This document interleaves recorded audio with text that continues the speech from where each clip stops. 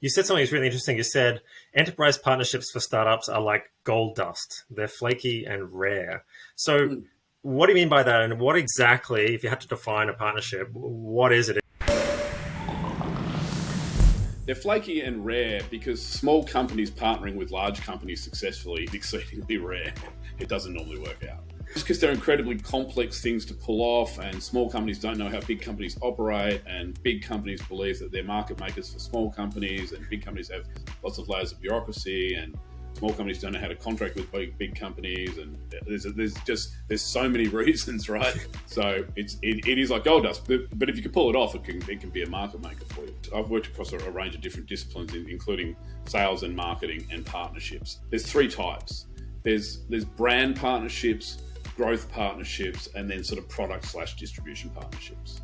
The brand partnership is your typical, innovation type of partnership where a larger legacy business will look to sidle up alongside a sexy startup with a bit of brand equity and do some stuff to demonstrate that they're interesting and they're cool.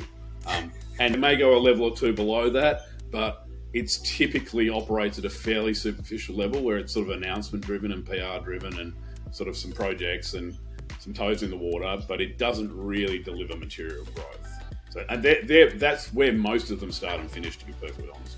Growth partnerships are maybe you're closer to a sort of scale up. When I worked at Facebook and at Uber, we were still scale ups alongside companies like Westpac and Optus and Telstra and Microsoft, who are the companies and IGA that I partnered with. We were nevertheless seen as the smaller player in the relationship. So those sort of growth partnerships are typically sort of based around customer acquisition, and in Uber's case it might be trying to recruit more drivers or recruit more riders. You've both got sort of overlapping customer bases. It's a benefit exchange. Optus might be trying to deliver benefits to their customers and improve retention by giving them cool loyalty perks, and Uber might be super focused on acquiring new customers. Those ones typically fall into two buckets. They're either binding or non-binding. What I mean by that is there are commercially binding terms or there are not, and it's amazing how many of them are not. So yeah. and basically that's why 95% of those don't work either.